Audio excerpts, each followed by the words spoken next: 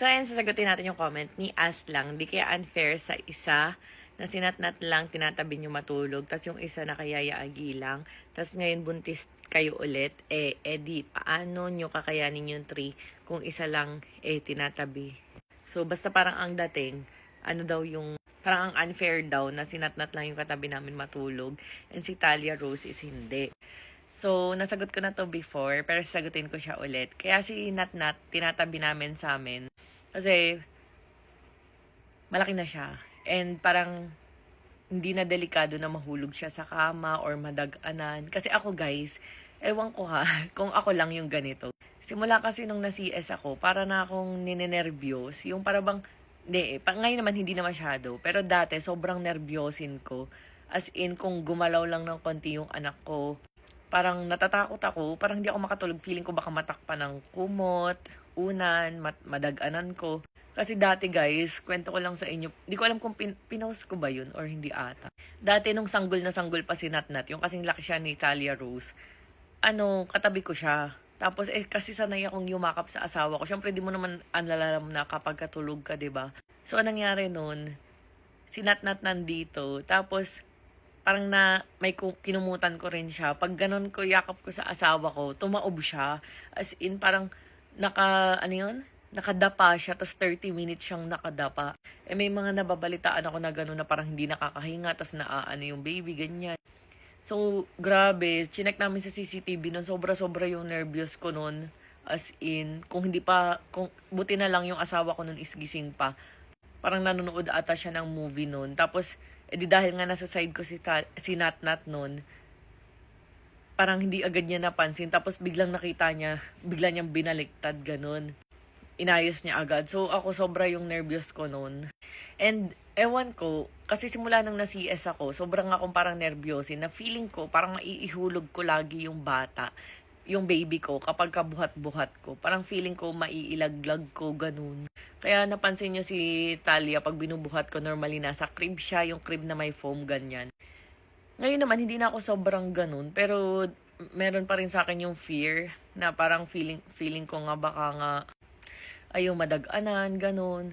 Tapos, katulad kanina, di si Natnat gumising, tas sabi niya, di lagi kang nasa side ko si Natnat, gumising siya, tas sabi niya, Mommy, I want, parang tabi daw siya kay, I want tabi daddy, parang gumaganon siya. Pero tulog na siya noon, tas parang gumising lang siya. So, ngayon, nilipat ni Nathan sa side niya, kasi nga parang nagwawala si Natnat, gusto biglang tumabi sa tatay niya. Tapos, ang ginawa ko nun, kinuha ko agad yung unan, nilagay ko parang sangkalang, para hindi mahulog si Natnat. Kasi nga, di ba, ang pwesto kasi namin, parang ganyan. Ako to, si Natnat, si Nathan. So, ngayon si Natnat, pumunta dito. So, basically, pwede siya mahulog. Kung, si Nathan pa naman, ang likot matulog, tas tulog mantika. Ako lang yung parang mabilis magising. Tapos, kanina, may nahulog. Di ko alam kung yung cellphone, may tumunog. Tapos kinabahan agad ako, ninervous ako. Akala ko si Natnat na yung nahulog dun sa kama, ganun. Parang ganun. Tapos, yun. Para kasing, alam mo yun, parang sobrang liit pa kasi ni Talia Rose ngayon. Tapos ninenervyos nga ako, baka mahulog, baka madag-anan, baka parang ang dami kong fear na ganun. And ayun, pag sa maghapon naman, lagi naman namin kasama at kasama lang naman namin dito sa bahay ang aking mga baby. So pag sa gabi, hinahayaan ko siya kay Ate Agi. And kapag dumating yung time na medyo malaki na ang aking baby, kumbaga parang pwede na naming itabi-tabi, 'di ba? Medyo safe na. Hindi na ako kakabahan. Saka kasi alam nyo, lalo na nung bagong panganak ko pa lang, as in, 'di ba nga ako yung dito lagi natutulog si Talia, ganyan. Parang akong parang feeling ko parang wala akong tulog, parang gigive up na yung katawan ko, parang hindi ko, parang kasi nga konting gumanon lang, kunyari umiyak, may sound talaga. Konting iyak lang na ganun, parang feeling ko kung napaano na agad, tapos gigising agad ako kasi nga sobrang hindi ako tulog mantika kagaya ng asawa ko, konting lang talaga, gising agad ako.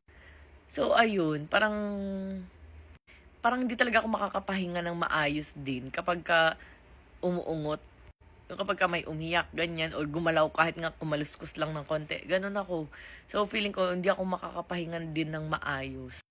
Unlike si Natnat na alam ko na yung parang tulog routine niya, ang gagawin nun, matutulog. So, sa mga nagsasabi na bakit din daw parang madaling araw na natutulog yung anak ko, ayaw ko matulog eh. Nanonood pa kasi siya, tapos nakikipaglaro sa tatay niya. So, ayaw niya agad matulog. Pero late naman gumising, katulad ngayon nung mag-aalauna na tulog pa. Kaya ayun, sobrang thankful talaga ako sa mga yaya ng mga anak ko. Kasi alam niyo yun, parang sobrang alagang-alaga din talaga nila ang mga anak ko. And ramdam ko yung care at pagmamahal. Kaya nga din tayo nag-hire ng mga yaya kasi syempre hindi natin kaya, wag na tayo maglokohan, hindi natin kaya dahil nga lalo na pag dumami ng dumami ang anak, ganyan, 'di ba? Hindi ko kayang fokusan lahat. Pero syempre darating yung time na medyo lalaki na sila kahit papano na tabi-tabi na kami diyan, okay na kami magsiksikan diyan, ganun. Saka kasi alam nyo guys, dati rin si Natnat dun din kay Ate Agi natutulog nung medyo sanggol pa siya. Kinukuha lang namin muna siya ng asawa ko, nilalaro namin paggabi, hug-hug, ganyan.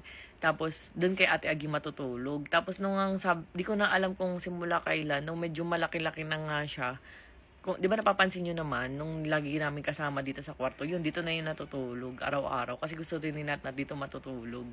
Saka kasi sina Ate Agi kasi, 7 ata anak nun, parang sanay na sanay talaga siya sa bata. Ako kasi aminado ako, lalo na nung first time mom ako kay Natnat, talagang medyo marami akong hindi pa alam na natutunan ko naman, di ba, nung dati nga, binuhat ko na kaganyan yung ulo, nabash pa ako. Akala ko naman tulog naman, hayain lang. Hindi ko alam. Saka ito, hindi ko lang pinost dati.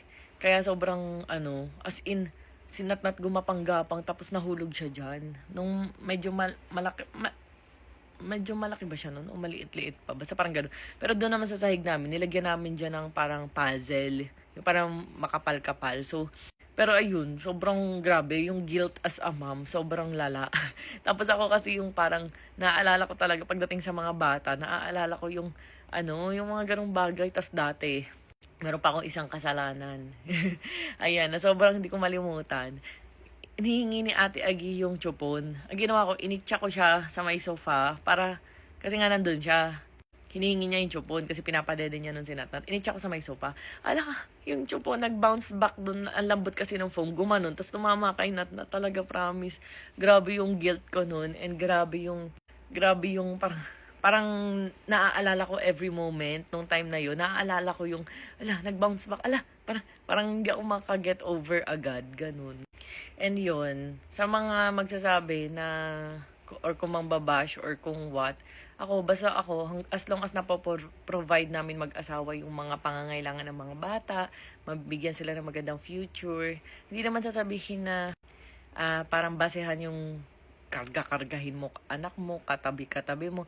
Kasi syempre meron tayong mga tinatawag na kumakayod tayo para sa pamilya, ganun, 'di ba? Parang syempre, parang as long as naibibigay mo yung pangangailangan ng anak mo, o lalo na ngayon na nanghingi-hingi siya ng toys, ganun. As long as ganun, siguro naman, matatawag ko na maayos kaming magulang, kahit papano. Ewan ko. Ayun, masasabi ko na pagdating sa mga bata, talagang binibigay namin yung best namin bilang nanay, tatay, ayan, bilang kami mag-asawa, binibigay namin yung best namin and yung guidance and yung pagtuturo and yung, lalo na yung pagdarasal, ganun. Talagang inaan namin yung mga bata. Lagi kami nagsisimba weekly, ganun, every Sunday. And si Natnat marunong na yung magdasal, tinuturuan ko yung tuwing gabi, ganun. And para sa akin naman, hindi naman yun unfair. Parang safety kasi yung inuuna ko kaysa, yung sasabihin ng ibang tao. Kasi alam nyo naman na doon natutulog si Talia muna kay Ate Agi. Kasi pinupost naman niya. Pinupost ko rin naman na sinatnat lang yung katabi namin. So, okay lang sa akin kahit ma-judge ako ng ibang tao. Deadma lang. Basta ako, as long as na, yun nga, nabibigay namin yung best namin para sa mga bata, okay na yun. And darating din naman yung time na dito na rin matutulog si Talia. Tapos, ang matutulog muna kay Ate Agi, si Nathaniel. Parang naging cycle, no? So, ayun lang. Good morning!